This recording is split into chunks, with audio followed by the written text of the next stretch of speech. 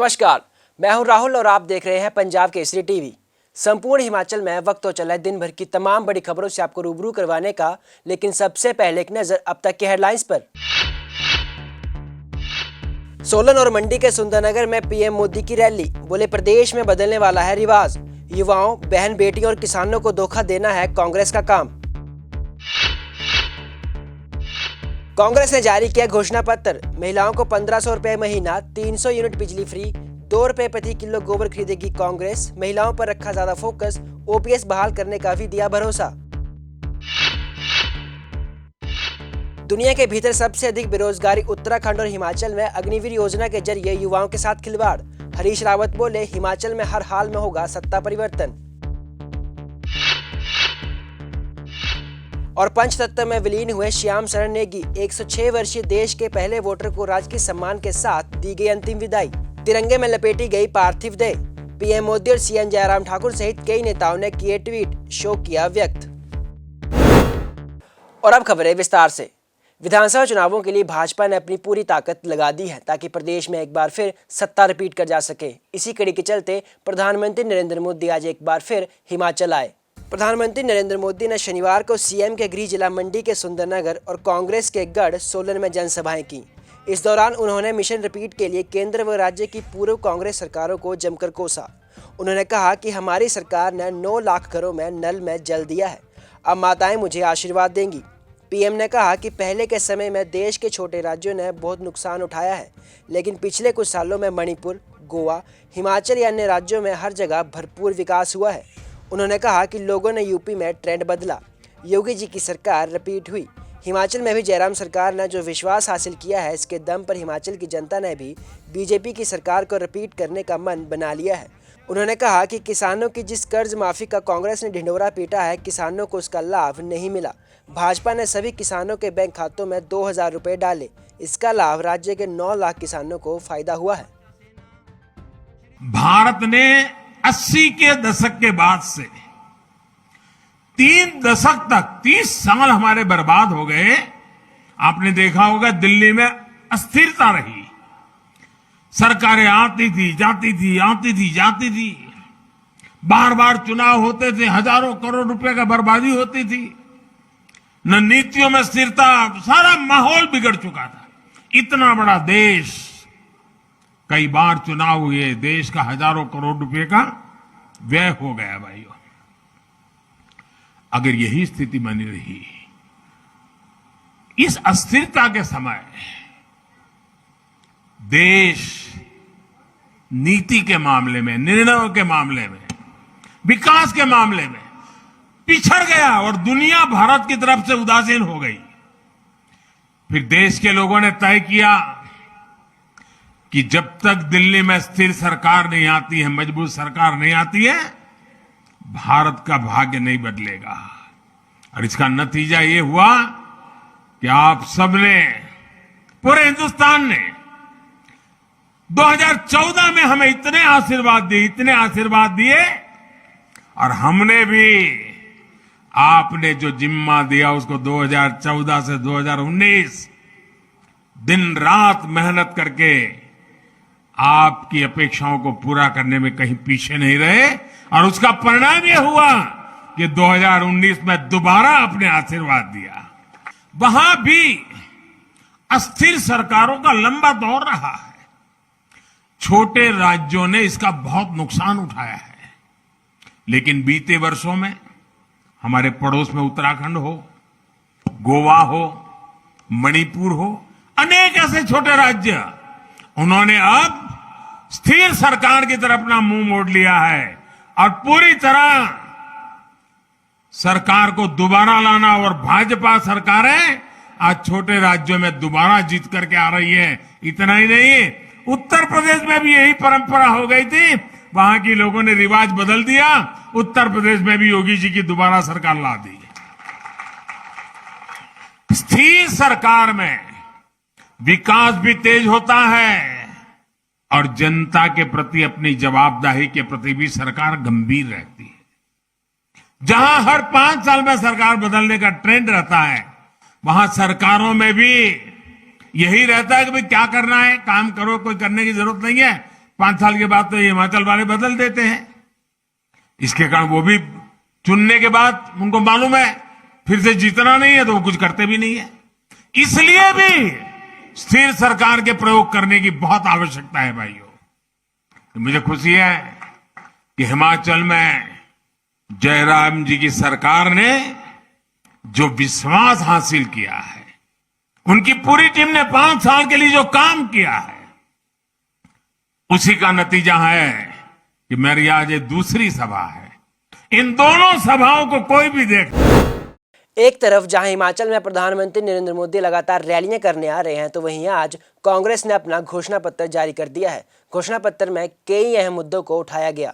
51 पन्नों के घोषणा पत्र में कांग्रेस ने 16 विषयों को शामिल किया है। शिमला स्थित पार्टी कार्यालय राजीव भवन से जारी किए गए इस घोषणा पत्र को कांग्रेस ने हिमाचल, हिमाचलियत और हम नाम दिया है। कांग्रेस ने इसे अपना प्रतिज्ञा पत्र 2022 नाम भी दिया है।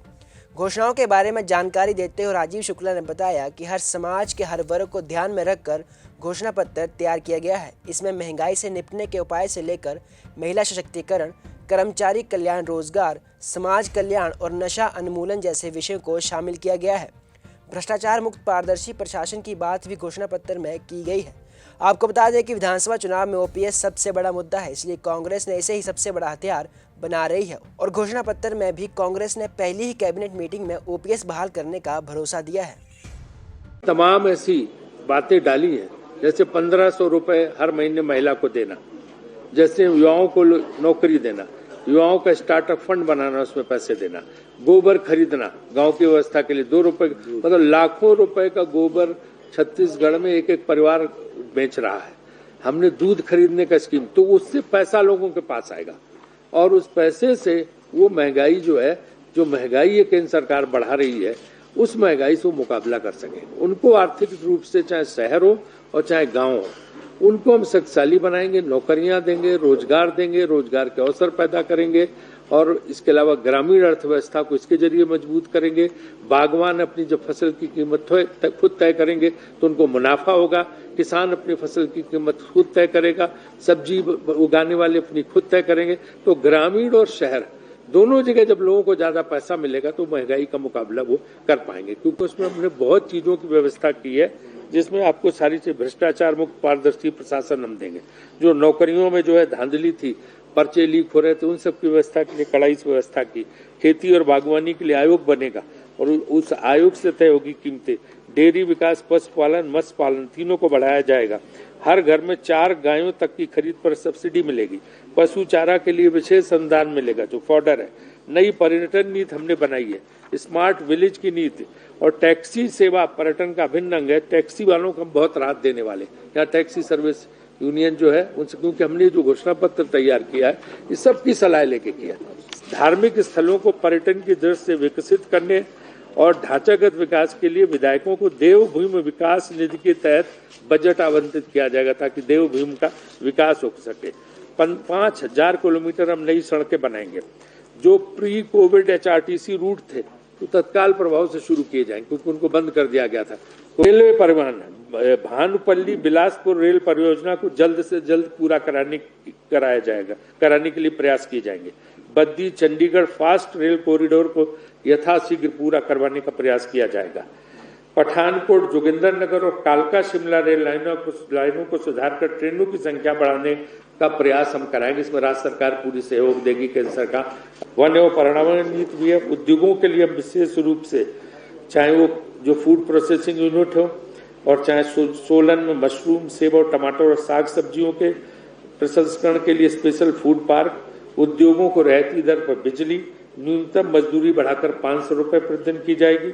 फल और सब्जियों को बाजार तक सुचारू रूप से पहुंचाकर vegetable and horticulture marketing federation का गठन किया जाएगा। नोटबंदी और कोरोना काल में बीमार हो गए बंद उद्योगों को पुनर्जीवित करने के लिए विशेष पैकेज दिया जाएगा। हर घर को 300 यूनिट बिजली मुफ्त दी जाएगी।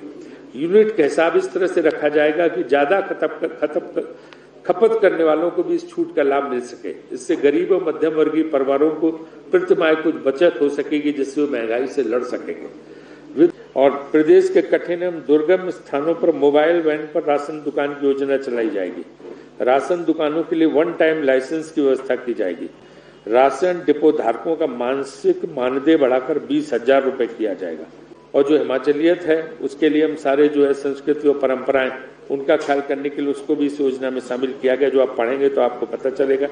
हिमाचली भाषा के मानकीकरण की संभावना पर विचार करने के लिए भाषा विज्ञानियों की एक समिति बनाई गई। देवस्थान और तीर्थ यात्राएं, कांग्रेस सरकार सभी वरिष्ठ नागरिकों के लिए एक परिचारक के साथ 4 वर्ष में एक बार तीर्थ यात्रा का खर्च उठाएगी और यह तीर्थ यात्रा देश के किसी भी स्थान के लिए हो सकेगी। ये नहीं कि सिर्फ हिमाचल के अंदर। प्रदेश के मंदिरों को जीर्णोद्धार व नवीनीकरण के लिए बजट का प्रावधान करके राशि उपलब्ध कराई जाएगी। जो मंदिरों का ये है, राज्य समर्थित मंदिरों के वार्षिक अनुदान को दुगना किया जाएगा। मंदिर के पुजारियों को दिए जाने वाले मानदेय, धार्मिक पर्यटन को मजबूत बनाने के लिए पर्यटन सर्किट बनाया जाएगा और महंगाई से निपटने के लिए लोगों की जेबों में पैसा डालने का काम करेंगे। पुरानी पेंशन योजना हम लागू करेंगे, ओपीएस जिसे बोलते हैं। ये तो पहली कैबिनेट में हो जाएगा। प्रियंका जी ने स्वयं घोषणा की है 1500 रुपए प्रतिमाह महिलाओं को देंगे। उत्तराखंड के पूर्व मुख्यमंत्री और कांग्रेस के वरिष्ठ नेता हरीश रावत आज हिमाचल पहुंचे। इस मौके पर नाहन में पत्रकारों से बातचीत के दौरान उन्होंने भाजपा पर तंज कसा। भाजपा को आड़े हाथों लेते हुए हरीश रावत ने कहा कि हिमाचल प्रदेश में जयराम सरकार की कार्यशैली लचर रही है और यही कारण है कि हर वर्ग में सरकार के प्रति निराशा देखी जा रही है। हरीश रावत ने कहा कि हिमाचल प्रदेश में बदलाव की शक्तियां कांग्रेस के साथ खड़ी हैं, ऐसे में यहां सत्ता परिवर्तन होना तय है। उन्होंने कहा कि उत्तराखंड में आम आदमी पार्टी ने बीजेपी की बी टीम के रूप में काम किया है, जिस वजह से उत्तराखंड में कांग्रेस अपनी सरकार नहीं बना पाई। हरीश रावत ने कहा कि उत्तराखंड व हिमाचल के भीतर बेरोजगारी दुनिया में सबसे ज़्यादा है और बीजेपी ने अग्निवीर योजना शुरू कर युवाओं के घाव पर नमक छिड़कने का काम किया है। उन्होंने कहा कि उत्तराखंड और हिमाचल 2 ऐसे राज्य हैं जहां सबसे ज़्यादा युवा सेना में जाना चाहते हैं, लेकिन अब उनके साथ सीधे तौर पर सरकार ने अग्निवीर से शुरू कर खिलवाड़ किया है। अब तो आउटगोइंग गवर्नमेंट उसकी परफॉर्मेंस बहुत लचर रही है और मुझे जितना आपके पड़ोसी के नाते जानकारियां मिलती हैं, इन 6-7 महीने में हिमाचल के मूड में एक ज़बरदस्त परिवर्तन आया है और हिमाचल जयराम जी को जयराम जी की करने जा रहा है और परिवर्तन करने जा रहा है। पिछले चुनाव में महिलाएं और नौजवान भाजपा भाजपा भाजपा भाजपा कहते थे, अब उनमें जबरदस्त निराशा है। महंगाई ने हर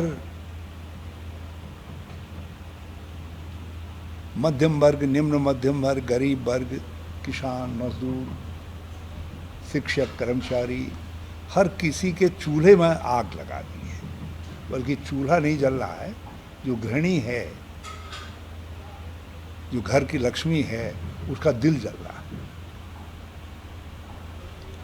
बेरोजगारी चरम पर है।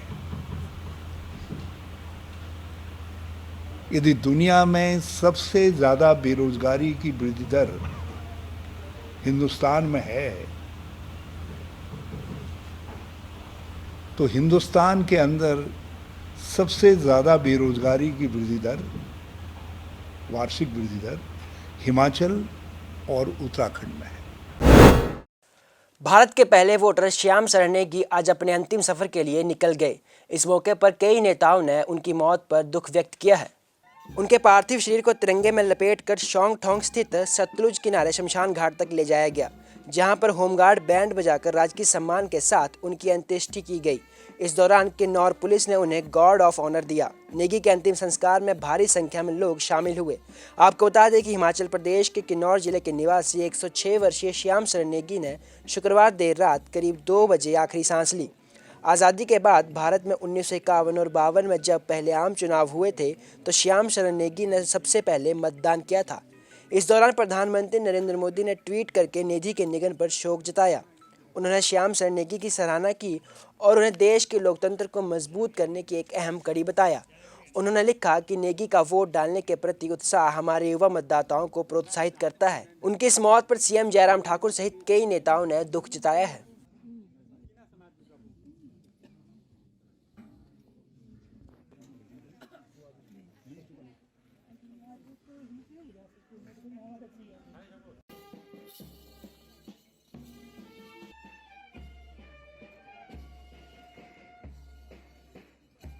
इलेक्शनों में हमारा देश गुलामी से छुटकारा पाकर आज एक अहम नाम कमाया जा रहा है।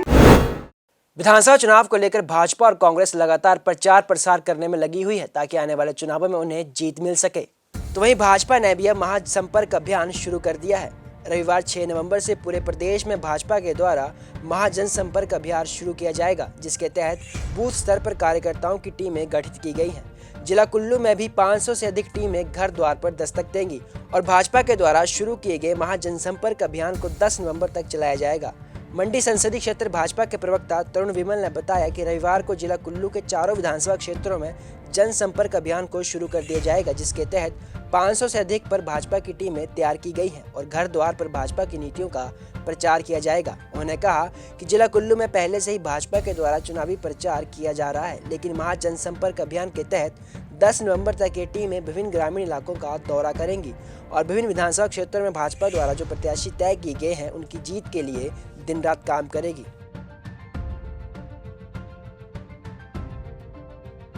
जैसे कि आपको विदित है कि आज राष्ट्र के हमारे प्रधानमंत्री श्री नरेंद्र मोदी जी सुंदरनगर में आज जनसभा को संबोधित कर रहे हैं और उसके बाद वो सोलन जाकर के वहाँ पर बहुत बड़ी जनसभा को संबोधित करेंगे। इसी के संदर्भ में हमारी पार्टी की तरफ से एक दिशा निर्देश आए हैं कि पूरे प्रदेश में कल महाजनसंपर्क अभियान चालू होगा और जिसमें हमारे जो स्थानीय प्रत्याशी हैं जो भी उन सभी के पक्ष में यहाँ पर जनता जो हमारे नेता हैं, चाहे बड़े नेता हैं चाहे छोटे नेता हैं, सभी निकलेंगे और घर घर जा कर के उनके पक्ष में यहाँ पर बीजेपी के पक्ष में अपना वोट की अपील भी करेंगे और वहाँ पर जनता को जा कर के जो हमारी जो कल्याणकारी योजना जो यहाँ पर लागू की हैं उसके बारे में भी वो अवगत कराएंगे।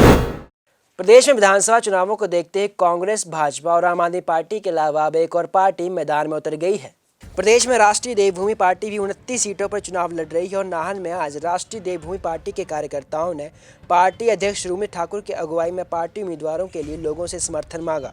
रूमी ठाकुर ने कहा कि पार्टी इस बार प्रदेश में 29 सीटों पर चुनाव लड़ रही है और सभी सीटों पर पार्टी को बढ़त मिलने वाली है।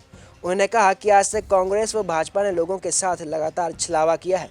वहीं कांग्रेस द्वारा जारी घोषणा पत्र पर रूमी ठाकुर ने कहा कि एक बार फिर से कांग्रेस ने अपने पुराने वायदे दोहराए हैं। यदि कांग्रेस अपने पुराने वायदों पर खरा उतरती तो आज प्रदेश के लोगों को दोबारा वे वायदे नहीं करने पड़ते जो आज तक करती आ रही है।